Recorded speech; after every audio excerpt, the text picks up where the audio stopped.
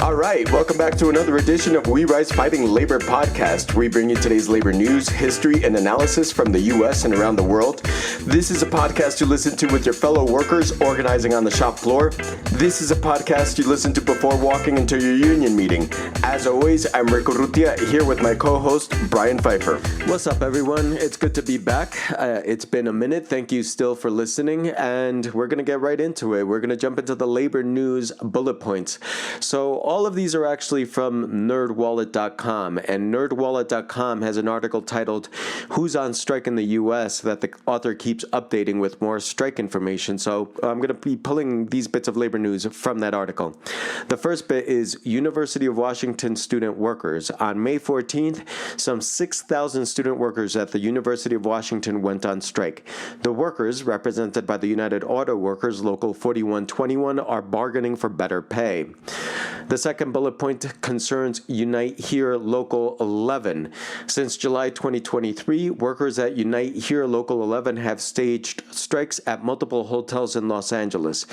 The union is bargaining with the Coordinated Bargaining Group, that's the name of the hotel managers group, for higher wages, better benefits, improved working conditions, and permanent jobs for replacement workers, which I think is a very smart strategic move on behalf of the local to fight for permanent jobs for replacement workers. That gets them on your side, even though they're replacement, even though they may be scabs, so they see, they hopefully get the idea of what the union's about when you do stuff like that.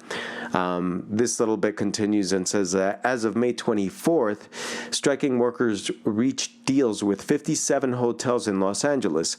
That leaves 14 remaining area hotels with workers in contract negotiations. And the final bullet point that I would like to take from the NerdWallet article is concerning Starbucks workers. So Starbucks Workers United and Starbucks are negotiating. Starbucks Workers United, which represents workers in around 400 U.S. stores, resumed contract talks on April 24th, overcoming an impasse that lasted nearly a year. So I'm sure we'll start to see stuff about Starbucks and their struggle, and we will keep you posted.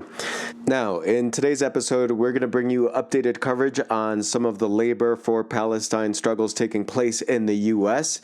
Also going to talk about the Molson Coors strike, which came to an end. That was the Teamsters. And also a strike at JFK Airport by airline fuel workers during Memorial Day weekend. Going to talk about those three things. So please stay tuned. As always, we like to bring you a little bit of music in every episode.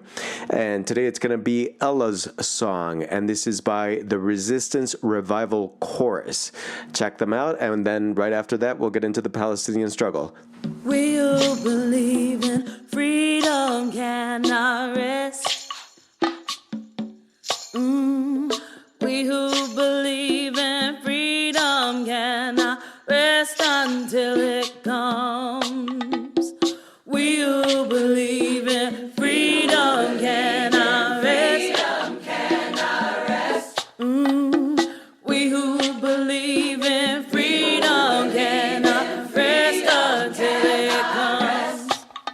Until the killing of black men, black mothers, sons is as important as the killing of white men, white mothers, sons. We who believe in freedom cannot rest. We who believe in freedom cannot rest until it comes. Not needing to clutch for power. United Auto Workers Labor for Palestine is standing in solidarity with UAW Local 4811 in the strike for Palestine and endorses the Students for Justice in Palestine call to immediately expand the strike to all University of California campuses. Student and postdoctoral workers at the University of California, Santa Cruz began a historic strike May 21st in response to the brutal, violent repression of students, faculty, and staff protesting for Palestine. The action marks an important escalation of the labor movement struggle in defense of Palestine and the right to protest. UAW 4811 represents over 48,000 workers in the University of California system. The striking workers have received widespread support from many, including the Bay Area Labor for Palestine. On May 26th, a statement from the UAW Labor for Palestine was issued, and it reads as follows. UAW Labor for Palestine affirms the strike action UAW 4811 leadership has taken thus far and stands in solidarity with workers who are prepared to take immediate action across the University of California in pursuit of an end to genocide in a free Palestine. The statement continues, we endorse the statement issued by all Students for Justice in Palestine chapters at UC, calling on UAW 4811, which represents 48,000 academic workers, to immediately call a strike at all University of California campuses, as urged by UAW 4811 rank and file, and consistent with the urgent call from trade unions in Gaza.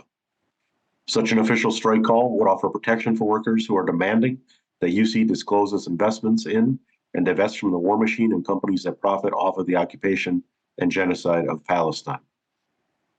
The statement concludes, with SJP, we further support the expanded strike demands democratically endorsed by the UCLA Rank and File Assembly, which includes the demand to demilitarize UC, echoing widespread calls for cops off campus. As stated in the SJP resolution, quote, UAW 4811 leadership must support the demands of the rank and file workers and the broader grassroots movement for liberation. Winning these demands requires immediate strike action, end quote.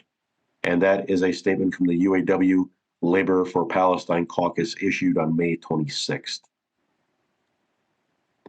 This summer, Pride and Juneteenth events will continue across the country, in Wisconsin and nationwide. Despite many ongoing attacks against the LGBTQ and Black and Brown communities across the country, legally and otherwise, numerous Pride and Juneteenth events will be taking place this summer of 2024. These will include festivals, marches, rallies, and other forms of events, including many drag shows. In Wisconsin, a listing of these events can be found at wibailoutpeople.org. That's wibailoutpeople. Struggle will be prominent at many of these events this summer. Hey, Brian, Brian. Yes. Hey, can you start over where Yes. you said how you can get more information, because you completely cut off there? Okay. Despite many ongoing attacks against the LGBTQ and Black and Brown communities, legally and otherwise across the U.S., numerous Pride and Juneteenth events will be taking place this summer of 2024. In Wisconsin, a listing of these events can be found at wibailoutpeople.org. That's wibailoutpeople.org. Supporting the Palestinian liberation struggle will be prominent at many of these events. In Detroit, from May 24th to the 26th, a National Palestine Conference took place. Hundreds participated in this multinational conference, including many union members from across North America and beyond. Various labor-themed workshops and plenaries took place with United Auto Workers members, Starbucks workers, educators, Google workers, and others giving presentations on their Palestinian and worker organizing. View the conference live streams, which are recorded as well, placed on YouTube at Breakthrough News. That's Breakthrough News to find out more information and to view the workshops and plenaries from the National Palestine Conference in Detroit that took place May 24th to the 26th.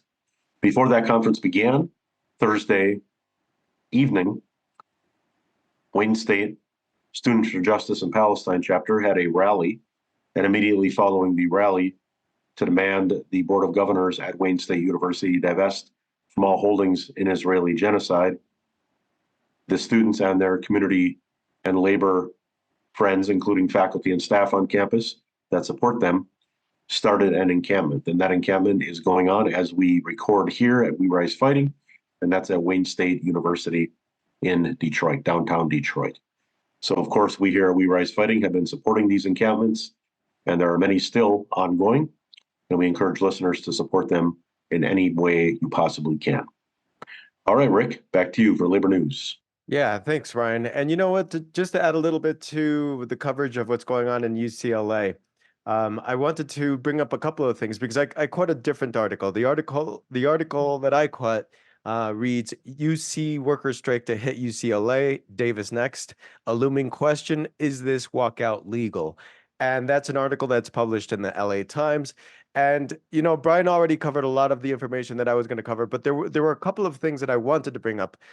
For starters, this article mentions that the labor action comes at a critical time in the academic year as classes end and capstone projects, finals, and gradings are ahead, which in work in which union members play a key role. So I just wanted to highlight that because I like to highlight some of the strengths and strikes, and you know, sometimes timing is all about that. You know, sometimes there's strength in the timing of a strike. So I wanted to highlight that as far as what's going on at UCLA. Also highlight the fact that this article mentions a majority of voting union members authorizes a strike, which could last until June 30th. So just wanted to highlight the fact that this was something that was voted on, and it's something that could last until June 30th. So we will keep you posted. And the last thing that I wanted to highlight from this other article is why University of California officials have asserted that the labor action is illegal. They're saying it's because of the no strike clause in the union contract. And I just wanted to highlight that for the benefit of some of our listeners who may not be aware that the vast majority of union contracts in the US have a no strike clause, which means that the union won't go on strike during the life of the contract. And so here on the show, we talk about some of the hurdles that unions have to jump through in order to make a strike, quote unquote, legal. Well, that's one of them. So just wanted to highlight that as yet another hurdle. So yeah, we're very excited about what's going on as far as the UAW and the struggle for Palestinian liberation. We will definitely continue to keep people updated on what's going on with that struggle. Now, on to other labor news that's a little bit detached. Nothing's completely detached, but this is a little different here. Now we're going to move to New York. To New York. The headline on this New York Post article reads as follows: JFK airport strike by airplane fuel workers during Memorial Day weekend averted after Governor Hochul's intervention. Now, let me go ahead and read this and comment a little bit. A planned strike by fuel workers at John F. Kennedy Airport in Queens during Memorial Day weekend was averted after Governor Kathy Hochul intervened to help settle the labor dispute, the Post has learned. Again, this is the New York Post. Teamsters Local 553, representing 300 workers and mechanics who fuel commercial and cargo jets at the airport, announced a tentative deal for a new labor contract with Allied Aviation Services, the private firm that services the planes at the regional airport. The union has been working without a contract since June 30th, 2023, and planned to walk off the job on Friday, the first day of Memorial Day weekend, potentially leaving unfueled planes stranded on runways. All right. Now, I went ahead and highlighted that in the article because, you know, another thing that we talk about here on this show is trying to find the jugular of a corporation. If you're trying to strike against the corporation, trying to find the jugular against an economy if you want to do some larger stuff. But in this case, I think this is a total jugular. Look, this article got coverage in the New York Post. They had the governor intervene, and this is only 300 workers, but it's the nature of the job that they do. When these 300 workers go on strike, who knows how many planes are going to be stranded and the chaos that will unravel as a result. So, as we've stated several times on the show, you know, one of the things that really gets to me, as I was telling you, Brian, right before we jumped on, one of the things that really gets to me is when CEOs, company presidents, economic leaders, and people like that talk about laissez-faire, talk about the government keeping its hands off the free market, you know, talk about the freedom of markets and stuff like that. They talk a good game until they have a strike in their hand, and only then do they turn to the state and say, please intervene, governor, please intervene, mayor, please intervene, labor board, and put an injunction to this strike, or penalize the union in some way.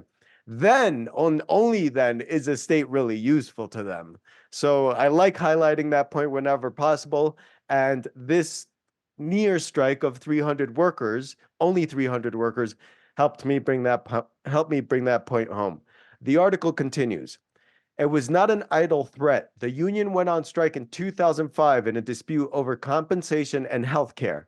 Hutchell personally called Port Authority Executive Director Rick Cotton to nudge the parties to break the impasse, and her office also reached out to representatives of the Teamsters, a source close to the negotiations said. The Port Authority of New York and New Jersey oversees JFK, LaGuardia, and Newark Airport.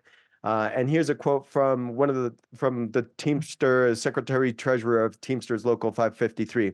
We are happy an agreement has been reached, a need for a strike averted, and we are hopeful that the deal will be ratified by our members. So the deal hasn't been ratified quite yet, but the strike has been averted. And Memorial Day will come and go. I hope that Teamster members from Local 553 have won the contract that they both deserve and fought for and were ready to strike over. So moving on, and again with more Teamster news, because Teamsters have a lot going on, and that's a good thing, man. That's a good thing to see Teamsters, getting active again and making headlines, basically. So the headline from this one comes from KERAnews.org, and the headline reads, Workers and Molson Coors agree to terms after 3-month strike. Now, this is continued coverage of the Molson Coors strike that we've talked about a few times on this show. The article reads as follows. Union members in Molson Coors have agreed to a 3-year contract ending the over 3-month-long workers' strike at Molson Coors Brewery in South Fort Worth. The new contract is the first negotiated contract between Teamsters Local 997 and Molson Coors since 2021. It includes provisions to increase wages, improve benefits, and restore health care for retired members, according to the news release from the Teamsters National Chapter. Now, for the record, I did go ahead and click on the news release. It is no longer available. I wish it was, so I could offer more details as to what the contract looks like, or at least how the Teamsters themselves are presenting it. But this next quote in this article starts to give us an idea. Our members never gave up. They pushed back on this company until they got a fair contract that recognizes their contributions, said Jeff Padellaro, the director of the Teamsters Brewery, Bakery, and Soft Drink Conference in the news release. Teamsters don't back down from a fight, and we will always fight for what we deserve. A Teamsters Local 997 spokesperson told the Fort Worth Report a comment would be made tomorrow. After ongoing negotiations that date back to November, the union of about 420 workers authorized the strike in February. During the strike, the union and Molson Coors continued to negotiate terms, but talks between the two stopped in late March after the company refused to negotiate concerning increased wage demands. Meanwhile, Molson Coors sought out temporary factory workers, according to job postings on their website. Temporary factory workers, that's a scab. Just so we're clear on, what they're talking about. That's someone who crosses the picket line to keep operations going for the company that's being struck. Okay. And then the article concludes with, last week, Teamsters leadership spoke out against Molson Coors at their annual general meeting in Golden, Colorado, and demanded the company to negotiate with the workers and end the strike. And I just wanted to highlight that last sentence too, because I'm wondering how much of a role that played, for a Teamster leadership to go out and speak out at the Molson Coors general meeting. This is a general shareholders meeting in Golden, Colorado. I'm wondering exactly what role that played. But regardless, also wanted to use that to highlight that in a recent episode of We Rise Fighting, we go through some of the documents that tell you where you can find the information as far as where and when a shareholders meeting is going to take place for any corporation. So if you go through some of our archives and check out the one where it talks about researching the investor relations page of a corporation. Then you can get this type of information, like where to find where our shareholders meeting is going to take place. So that is our show for this week. Thank you, everyone, always for listening. We did take a quick little hiatus just because life demands that sometimes of us. And so we're back now. We're very excited to be back. Also for this reason, because sometimes life happens for us, but we love doing the show and we love the fact that y'all are listening. We encourage you to subscribe, to share, to do whatever it is you do, but, keep in touch somehow and stay connected. So we will continue to report on the labor news. We will continue to report on Palestine. Love and solidarity to all, everyone. Have a good night. Take care.